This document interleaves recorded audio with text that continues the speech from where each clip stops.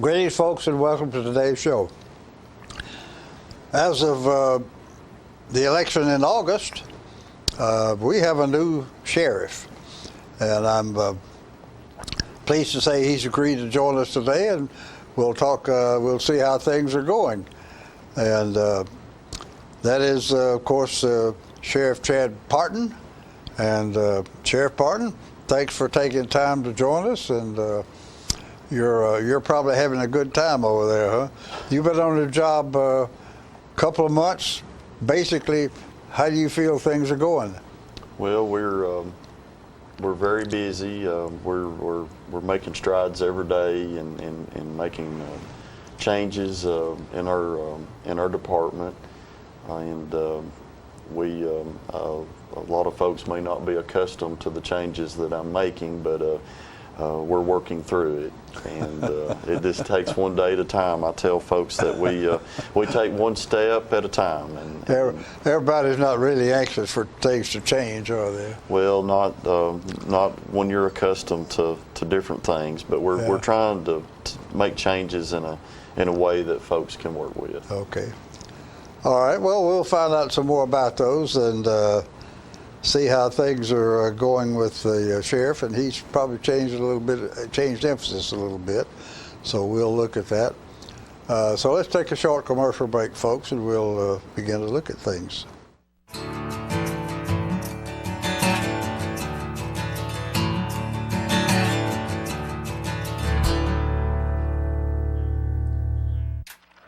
Ah, the glory days. Running to daylight on the gridiron. And chasing a ball with a mind of its own. Cheering the team to victory. And marching to the beat of your own drum. Memories that last a lifetime. But sometimes we're reminded of our glory days in ways we'd rather forget. Get back in the game. The rehab team at Life Care Center of Tullahoma is ready to help you live and play well. Okay, so what would you bring to my company? What do you need? I need problem-solving skills. I got through high school without a car, a phone, or a computer. No college degree, though. Not yet, but life's taught me a lot, and I'm ready for more. Well, you're not the typical kind of candidate that I hire. But you are exactly what I'm looking for.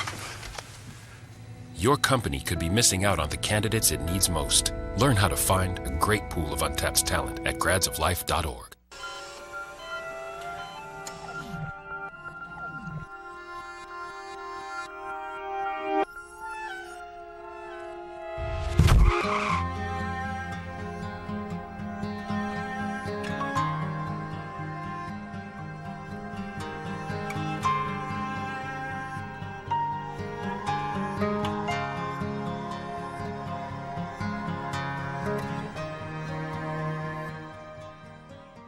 Rush Bricken understands the importance of education. Rush Bricken knows agriculture and farming is vital to Tennessee. Rush Bricken believes in a good education and creating job skills.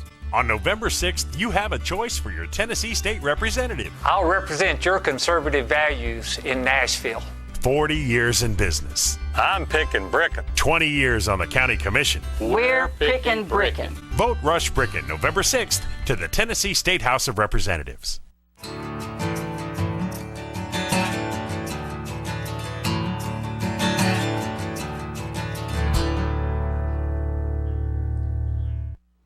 We're talking today, folks, with our new sheriff, Chad Partin, and he's changed maybe a little bit of emphasis of the way things were going, and we'll have a look at those things. I noticed, among other things,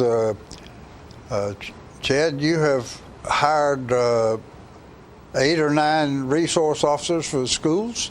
Yes, sir. I campaigned that I was going to put school resource officers in the remaining county schools, which would have been our county elementary schools, and I'm proud to say on the first day, working day of my administration, we completed that mission, and I'm hearing a lot of good reviews from teachers and parents and children of that program. And I'm very proud of those officers and the job that they're doing. it was just instrumental. I had throughout the summer and even into fall and Christmas of last year, I just had a lot of folks calling asking what I was going to do if I was elected and how I would handle that, and it was just time, and we got it done, and we've got, each school has different little things going within it, and well, you now got one in every school? We've got one in every school now. Okay. And we had already had 3, and we'd already had one at the high school and one at the middle school and one at the 9th grade academy, and we didn't have any in the outlying rural elementary schools, and that's where we wanted to complete the system. And that had to cost you some money. Where'd you get the money? we didn't. I didn't spend any money on that.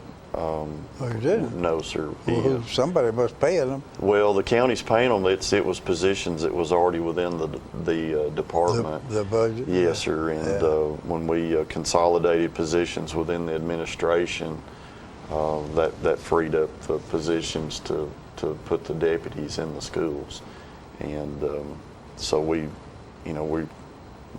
done it within the current population of employees that we had. Sounds like a pretty good trick, yeah. And you had in your internal management, you hired a couple more folks, right? Yes, sir. I've the first important hire of importance. I hired a corrections officer. I've got a retired Metro Nashville 30-year police officer and former employee of the Federal Bureau of Prisons, and he's a current first sergeant in an MP company in West Tennessee. And I hired him in as a corrections officer to be an internal affairs / compliance officer. And he specializes in security and compliance in his background, and also as a police officer. And I had met him while I was campaigning, and he was just looking for something to do, and he had such a massive background and a wealth of talent that I knew there was more I could do with him. Yeah. And the more I talked with him, he just had so much to bring to the table, and I said, this is what I need, and he's hit the ground running. And he does all of our background checks on our new hires. He goes and checks employment and interviews their families and friends, and he does all of our internal investigations. And the second hire I made is I brought an officer back that originally started his career at the sheriff's office, and he went to Manchester City Police Department, and I hired him back, and he is our general departmental instructor. He's over all of our training for the department, and he is in putting all of our training records together, and getting all that organized and in order, so for the state to come to an audit, all that will be in place. He is certified to train many avenues. He can do active shooter training, he can do self-defense tactics, patrol tactics, tactical, anything tactical he is certified to do. He's also an instructor at the State Academy, and so we have a good liaison there, working with the State Academy. So I brought them in, and Chief Watkins, Frank Watkins, is our chief deputy, and he works with those guys on a daily basis while I'm out doing other things. And with that team put together there, I think it's just a massive improvement for us and moving forward. Good. Okay, that sounds like a good trick for you to, with his background, for you to be able to hire him away from somebody else. Well, he's worth a whole lot more than $12.22 an hour, but that's what he hired in at corrections pay, and he's happy to do that job and try to get us into compliance and raise the standards for the department. Interesting, yeah. Well, let's talk about another key issue, and it's a little bit confusing. One of the big issues back in the summer was closing the annex, and there was some advocacy coming out of the mayor's office even to just shut the thing down, save $500,000. Well, Now I understand you have moved the inmates out of the annex into the main jail. So have you closed it? I haven't closed it. It's temporarily mothballed. And I didn't want to have to do that, but we're dropping in correction staff due to you didn't have staff to cover both places? I didn't have staff to cover both places. We were getting to a dangerous point with staffing at the main jail, and I made the decision that we're just going to have to bring the inmates from the annex back to the main jail. Our population is dropping, and so I had room to bring those inmates back to the main jail, and I did that because I needed the staff. And but we're the staff that was over the at the staff annex. that was over at the annex, and we had officers getting hurt, inmates getting hurt, and it was just got to a dangerous level that I had to make the decision that this is what we had to do. And the day after I did that, TCI, Tennessee Corrections Institute, came for a meet and greet and a mock inspection of the jail. And they were going to recommend that I do that anyway, so I was 2 steps ahead of them. And they said, yes, Sheriff, you made the right decision. And they have no problem with what we're doing, and I explained the situation, and they know we can put inmates right back over there any day and go back to business. So yeah, that's our plan. All right. Well, but in moving them back over, one of the big advantages of the annex was that's where your work release program was carried out, and so there was a question about whether you'd be able to continue that. How's that worked out? Well, we've put all the working inmates in one cell, and we've grouped them all together, and of course it's tied on to the main building. And anytime you have people going outside the campus or outside the building and in and out, you're going to have a risk for contraband. But they're working really well with us. I communicate with the inmates that are on the work program, and they know my concerns about tobacco or drugs or weapons being brought into the jail, and they're really behaving quite well. They're a great group of men, and I can't ask for the cooperation I'm getting from them. But still, it's best to have working inmates in a separate building. And if we have a spike in population and I can get my staff back up, we want to get the annex back up and running, and that way we just keep everything separated and stop cross contamination. Yeah. Yeah, I can understand how that would be a little easier. So you're hoping. What's going to allow you to reopen the annex 6 months? Well, number one is getting our staff back up. We're interviewing and vetting new applicants every day, and I'm being very particular with that. Last week I had 6 applicants that I hoped that I could hire all 6. Once the background checks were done, I got 2 out of the 6. And so, we're really, for the pay that we're offering corrections and this booming economy, it's hard to compete with other jobs in the area for what we offer. Our pay for corrections starts out at $12.22 an hour. We'll talk a little bit more about that. Yeah. But we're striving every day to get people in there and get it staffed back up. Okay. One of the other things we want to talk about is your population, and what you say is is dropping some, so we'll take a look at that. But meanwhile, let's take a short commercial break, folks, and we'll be right back.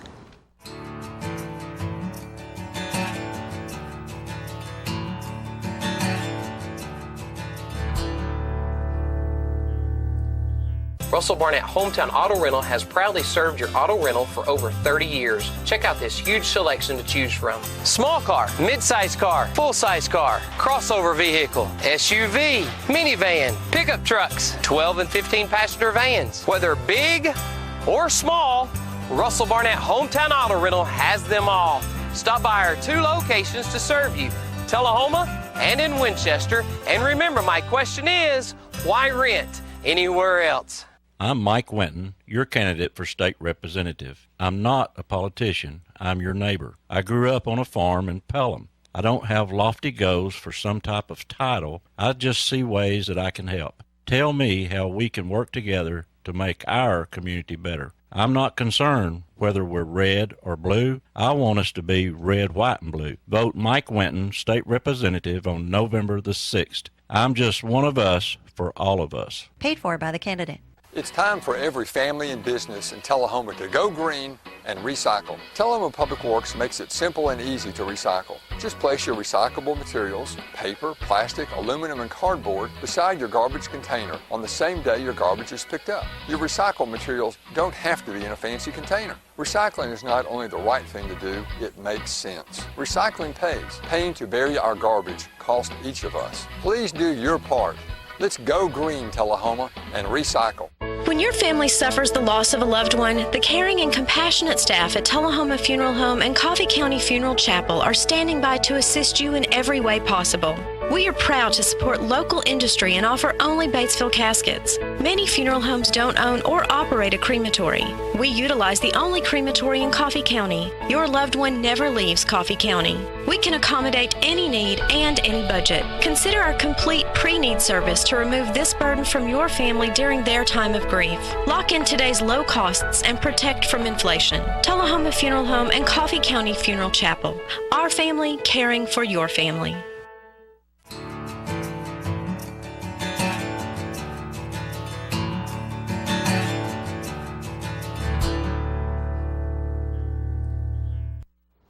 We're back, folks, and we're talking today with Sheriff Chad Partin, who's had some new ideas and making some changes in the sheriff's department and the whole system, and we're trying to sort of get a little insight into those.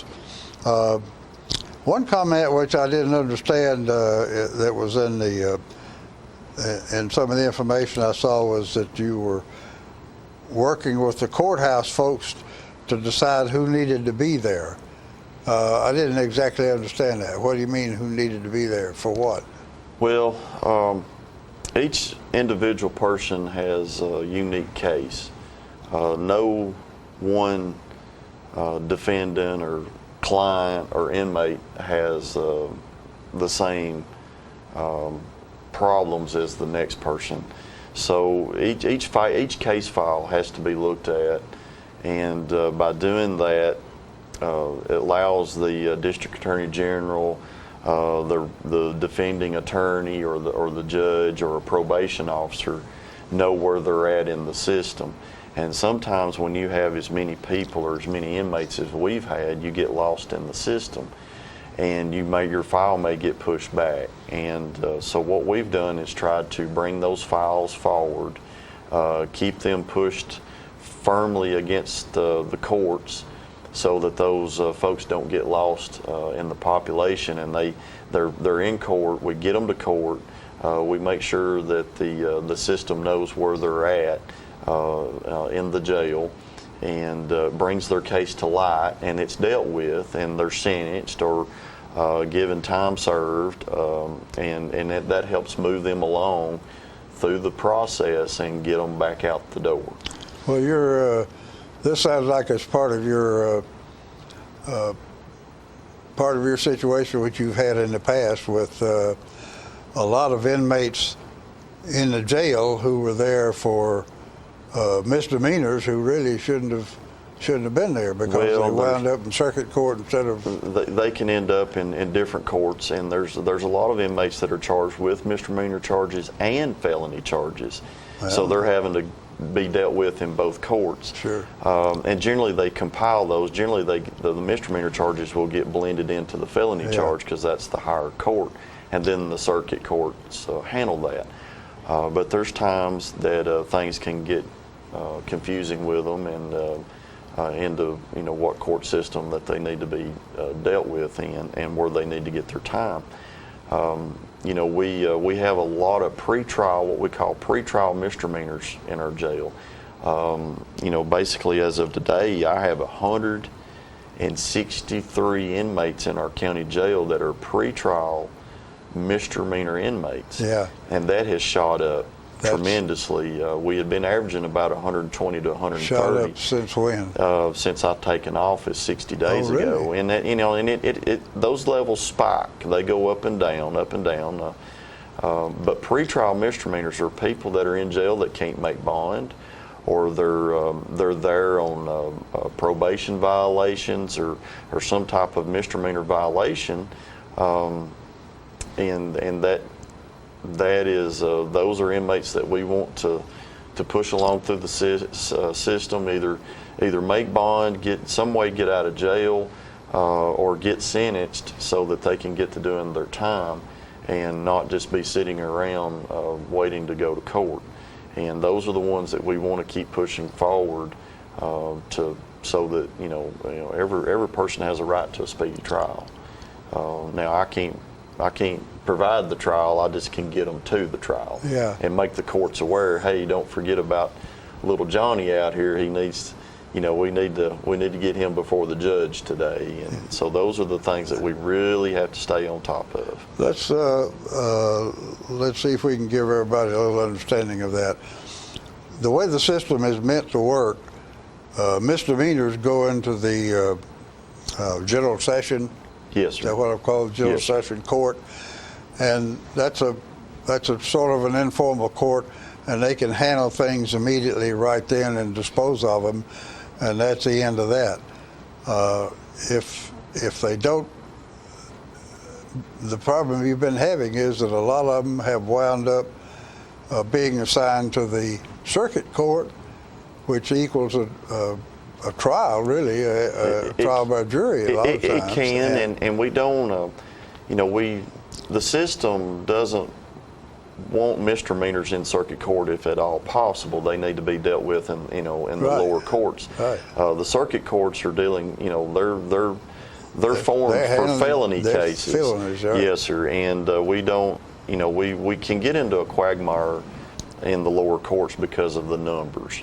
And we have large dockets every day in General Sessions Court, and it's very strenuous on our two General Sessions judges. But we try to, there are only two of those. There's only two of those, and there's a lot of numbers in those lower courts, and things can get in a quagmire quite quickly in the lower courts. So they're under a lot of strain as well. And of course, there's a lot of people on those dockets that are out on bond. They came in, they were able to make bond, but it's the ones that are in the jail that we don't want to forget about and that we want to push forward. If somebody's out on bond, they're there and they're not costing the taxpayers money. It's the ones that are in the jail that are so expensive, and we want to deal with those cases. Those are pretrial cases that really shouldn't be there if things were working well. But our judges, and all four of our judges in this county, I have an excellent working relationship with.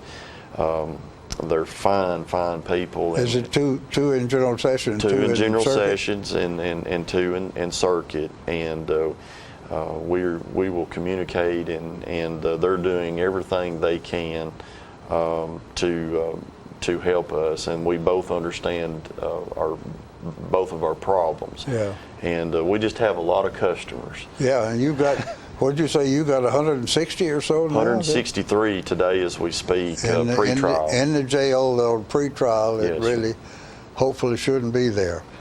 Well, let's see. Okay, we could spend a lot of time on that process. Maybe and I don't know what the answer is, but we'll, before we lose track of it, pay was a big issue. It still is a big issue. You indicated you're starting to work on that. Talk a little more about that. Well, it's, what do you do? Of course, anytime you go to talking about pay for a county employee, a lot of antennas rise, and because the first thing the general citizen thinks, well, my taxes are going up, and occasionally that's what happens. And we built a 400-man facility for Coffee County some 4 years ago, and the bigger the jail you build, the more required employees it takes to run it. Yeah. And Coffee County Jail has never been fully staffed from the day it was open. I'm supposed to have 77 corrections officers to keep that jail staffed. When I took office, there was 12 open positions the first day, and they had cut out 12 to 13 of those positions to go over to the workhouse. The workhouse never was fully funded, so the $500,000 never was put in place. Well, we're going to run out of time, Right. Chad. That's fine. Briefly, how you doing? You're working now with the Budget and Finance Committee to try to... We are working with Budget and Finance to see if we can come up with some monies. There's some other things going on in county government that may have some savings somewhere. You know, we've worked on our insurance. The new insurance that they're working on is giving the county a few $1,000s in cost savings that Mike could go over. We're looking at in some other departments where where their revenues are coming up, and that may throw us some money. So we're just trying to see where we're at without saying, hey, you're fixing to get a tax increase for the jail. We could go on quite a while over this, folks, but unfortunately we have just flat run out of time. We're going to have to take a short commercial break and wrap up.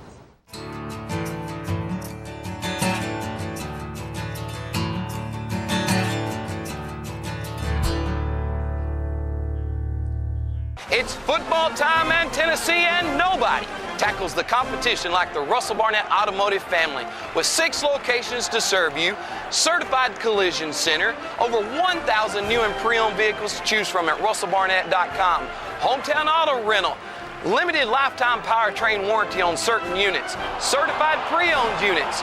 Too many reasons to mention why. Keep asking the question, why buy anywhere else? So you've been meaning to do something healthy, commune with nature, get outdoors and meet new people. We have the perfect solution. Come hike with us. You can find a Tennessee Trails Association chapter near you, including Clarksville, Columbia Franklin, Highland Rim, Jackson, Knoxville, Oak Ridge, Memphis, Murfreesboro, Nashville, Plateau at Crossville, and Upper Cumberland. We're on the web at TennesseeTrails.org. It's fun, it's stress-free, and it's good for you. See you on the trails.